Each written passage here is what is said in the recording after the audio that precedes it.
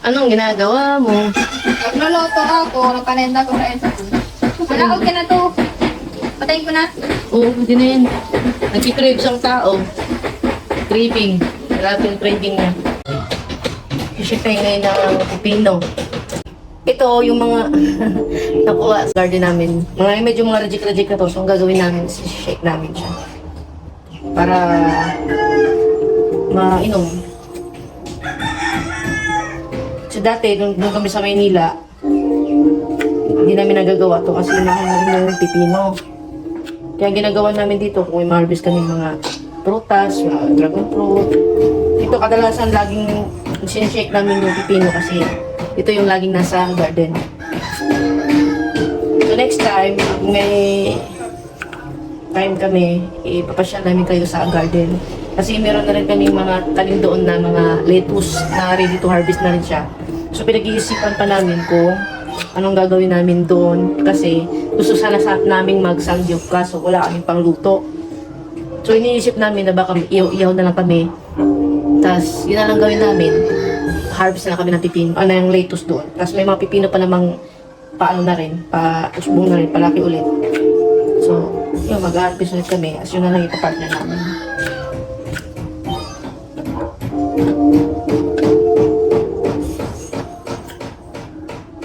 So, may mga ano pa kami. May mga bagong usbong pang mga dragon fruit, pero siyempre, mumulaklak pa. So, hindi muna namin, So, ito muna tayo, mag-deliving. Bawal muna tayo mag-milk tea. So, pipino na lang muna, isi-shake natin. Para healthy living. Tapos, yung kanina, yung prinito ni Marjorie, yung tempura, yun. Partner namin. What are you looking? What? Piggy bank? Where is it? This one? Sobrang ano pa, oh. What? Reject siya, pero ang ganda pa rin ng laman niya. Tapos fresh pa, kasi kahapon pa ito yung sinarvest ni nanay eh. So sobrang ano pa niya, oh, maliliit pa yung buto. So masarap talaga siya, i-shake. Tapos matamis-tamis, maganda talaga pabawang harvest kasi matamis-tamis. Tapos meron kaming condense, lagyan natin ng konti. Para lang sa sweeten ba? Pakita paano, meron siya tamis.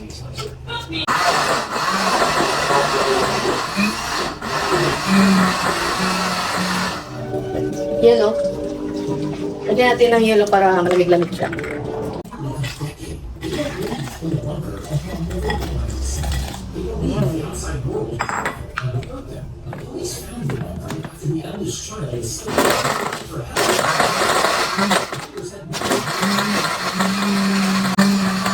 Yan. Let's go. Tikman natin.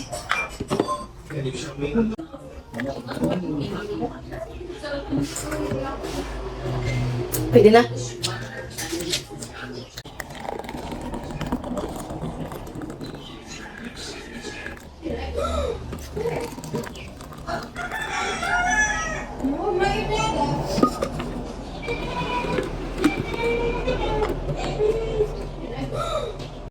So ito, yung prito ni Marge kanina. Yan ay ipapartner namin. Tapos meron kaming sauce dito. Ayan, sauce. Sweet and sour. If you see blood spurting out of the as if people have a giant hole in it with infection outside? Yeah, totally. Yeah, so which means infected bird is already inside. We need Ari McCollum. Ari